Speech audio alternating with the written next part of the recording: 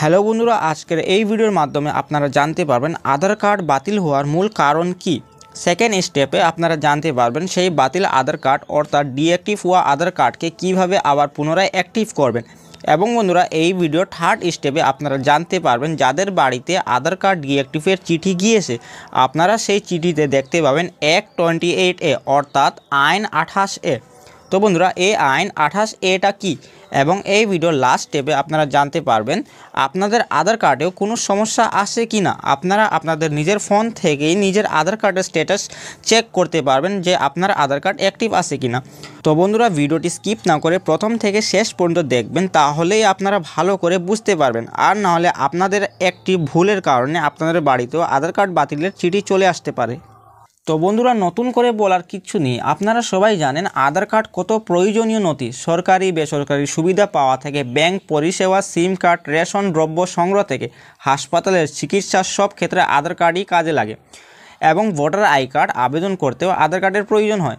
যে আধার কার্ড দিয়ে voter I card তৈরি হয় সেই আধার কার্ড আবার কিভাবে বাতিল হয়, তাও বিদেশি আইন 28 অধীনে। বোঝা খুবই মুশকিল, তাই না? মমতা বন্দ্যোপাধ্যায়ের অভিযোগ বাংলার মানুষকে সরকারি প্রকল্প থেকে বঞ্চিত করার জন্য আধার কার্ড বাতিল করা হচ্ছে, যদিও কেন্দ্রের তরফ থেকে এই অভিযোগটিকে খারিজ করে দেওয়া হয়েছে। বাংলার জনগণকে বলা হয়েছে কোনো আধার কার্ড বাতিল হবে না। বন্ধুরা কয়েকদিনের মধ্যে 8.1 মিলিয়ন আধার কার্ড বাতিল করা হয়ে গিয়েছে অলরেডি, এবং এই ডিঅ্যাক্টিভ হওয়া আধার কার্ডগুলি আবার পুনরায় অ্যাক্টিভ হয়ে যাবে। স্টেপ 1, কি কারণে আধার কার্ড ডিঅ্যাক্টিভ হতে পারে। তো বন্ধুরা নানান পরিস্থিতিতে ডিঅ্যাক্টিভ হয়ে যেতে পারে আপনার আধার কার্ড, যেমন আঙুলের ছাপ ম্যাচ না হওয়া, নাম পরিচয় ঠিকানায় গরমিল থাকলে সেই আধার কার্ড ডিঅ্যাক্টিভ হয়ে যেতে পারে। এছাড়াও 3 বছর ধরে টানা কোনো আধার কার্ড ব্যবহার না হয়ে থাকলে এবং ব্যাঙ্ক অ্যাকাউন্ট প্যান কার্ডের সঙ্গে লিঙ্ক না থাকলে আপনার আধার কার্ড ডিঅ্যাক্টিভ হয়ে যেতে পারে। পাশাপাশি বন্ধুরা 15 বছর কম বয়সী কোনো শিশুর আধার কার্ড তার 15 বছর হওয়ার পর আধার কার্ডের নিয়ম অনুযায়ী আপডেট করা না হলে সেই আধার কার্ডও ডিঅ্যাক্টিভ হয়ে যেতে পারে। এবং সেম প্রসেস কোনো শিশু সন্তান যদি 5 বছরের কম বয়সে নতুন আধার কার্ড করা হয় তাহলে সেই আধার কার্ড 5 বছর বয়স হওয়ার পর আপডেট করে নিতে হবে। 2 বছরের টাইম দেওয়া হয়, অর্থাৎ 5 বছর থেকে 7 বছরের মধ্যেই কিন্তু আপডেট করিয়ে নিতে হবে। কারণ বাচ্চার আধার কার্ড করার টাইমে বাচ্চার আঙুলের ছাপ টোটালি দেওয়া ছিল না, তাই বন্ধুরা 5 বছর পার হওয়ার পরেই আপনাদেরকে আপনাদের সন্তানের আঙুলের ছাপ আধার কার্ডে আপডেট করিয়ে নিতে হবে। তো বন্ধুরা এই সমস্ত কারণে যদি আধার কার্ড ডিঅ্যাক্টিভ হয় তাহলে আপনারা আপনার আধার কার্ডের রিজিনাল অফিসে গিয়ে বায়োমেট্রিক আপডেট, আধার আপডেট কিংবা ফটো চেঞ্জ, অর্থাৎ যার যে কারণে আধার কার্ড ডিঅ্যাক্টিভ হয়েছে সেই ভুলগুলি সংশোধন করিয়ে নেবেন, আধার কার্ড পুনরায় আবার অ্যাক্টিভ হয়ে যাবে। থার্ড স্টেপ 28A আইন।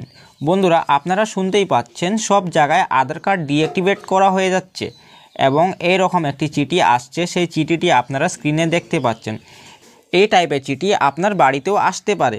এইবার এই চিঠি অনুযায়ী কি বলা হচ্ছে আমাদের সবার জানার খুবই দরকার।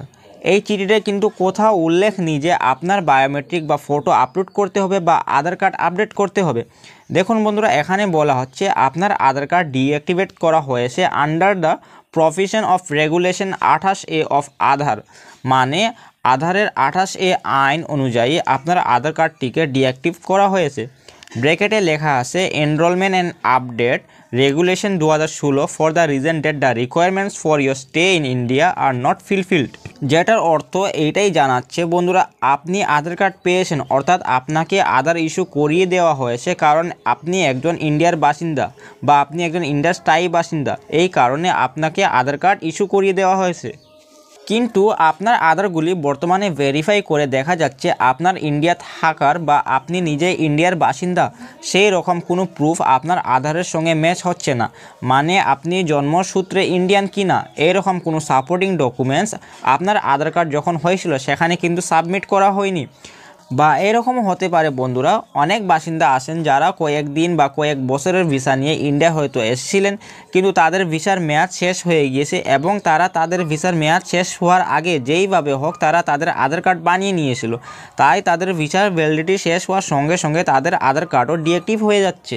তো বন্ধুরা এইভাবে যদি আধার কার্ড বাতিল হয়, যারা ভিসা নিয়ে ব্যবসা কিংবা পড়াশোনা অথবা ট্যুরিস্ট হিসাবে আমাদের ভারতবর্ষে আসেন, আসার পর তারা তাদের ভিসার মেয়াদ শেষ হওয়ার আগেই যেইভাবে হোক তারা তাদের আধার কার্ডটি তৈরি করে নেয় এবং সেই ভিসার মেয়াদ যখন তাদের এক্সপায়ারি হয়ে যায়, অর্থাৎ যখনই তাদের ভিসার মেয়াদটি শেষ হয়ে যায়, শেষ হওয়ার সঙ্গে সঙ্গে যদি তাদের আধার কার্ডটি ডিঅ্যাক্টিভেট হয়ে যায়, সেই ক্ষেত্রে বন্ধুরা কোনো সমস্যা নেই, অবশ্যই আধার কার্ডটি বাতিল হওয়া দরকার এবং তাদের আধার কার্ড আবার রিভেরিফিকেশন হওয়ার প্রয়োজন। তো বন্ধুরা এই 28 আইনটা তাদের জন্য যারা ভিসা নিয়ে আসে ইন্ডিয়া এবং আধার কার্ড তৈরি করে বসবাস করছেন, তাদের ক্ষেত্রে এই আইন এবং তাদের আধার কার্ডগুলি এই আইনের মাধ্যমে বাতিল করা হচ্ছে।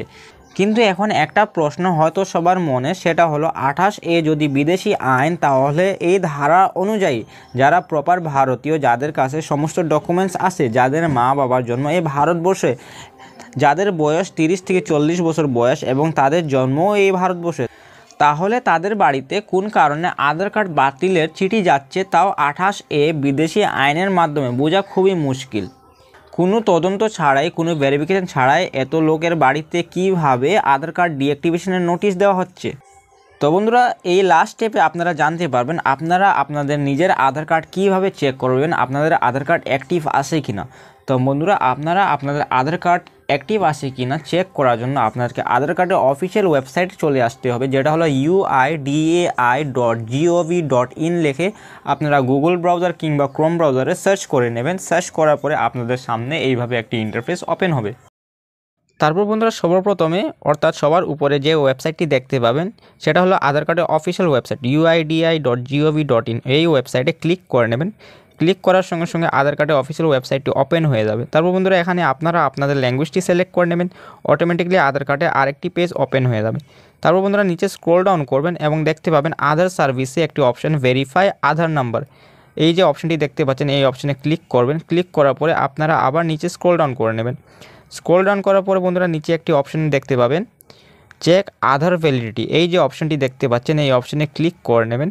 ক্লিক করার পর বন্ধুরা আপনারা আপনাদের 12 সংখ্যার আধার কার্ডের নাম্বারটি দিয়ে দেবেন। 12 সংখ্যার আধার কার্ড নাম্বার দেওয়ার পরে একটি ক্যাপচা দেখতে পাচ্ছেন, এখানে হুবহু ক্যাপচাটি এখানে দিয়ে দেবেন এবং ক্যাপচাটি যদি বুঝতে অসুবিধা হয় সেক্ষেত্রে ক্যাপচার সামনে একটি রিফ্রেশ বাটন দেওয়া রয়েছে, এই রিফ্রেশ বাটনে ক্লিক করবেন, ক্যাপচাটি চেঞ্জ হতেই থাকবে। ক্যাপচার সামনে রিফ্রেশ বাটন দেওয়া রয়েছে, রিফ্রেশ বাটনে ক্লিক করবেন এবং প্রসিড অপশনে ক্লিক করে নেবেন।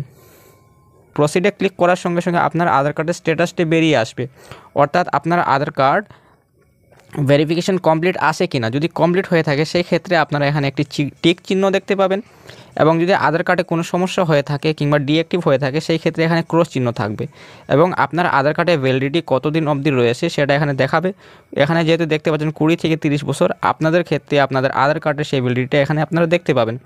যদি 20 থেকে 30 বছর কিংবা যদি এরকম কোনো একটা টাইম মেনশন করা থাকে সেই ক্ষেত্রে সেই টাইমের মধ্যে আপনার আধার কার্ডে কোনো সমস্যা নেই এবং সেই টাইমটি যদি পার হয়ে যায় সেই ক্ষেত্রে বন্ধুরা আপনারা অবশ্যই আপনাদের আধার কার্ডটি আপডেট করে নেবেন। আপডেট করে নেওয়া অত্যন্ত প্রয়োজন। এবং নিচে আপনারা আপনাদের রাজ্যটি দেখতে পাবেন এবং আপনার আধার কার্ডে মোবাইল নম্বর যেটা যুক্ত রয়েছে সেই নাম্বারের শেষে 3টি সংখ্যা দেখতে পাবেন। তো বন্ধুরা খুবই সহজভাবে আপনারা এইভাবে আপনাদের আধার কার্ডের স্ট্যাটাস অনলাইনের মাধ্যমে চেক করে নিতে পারবেন।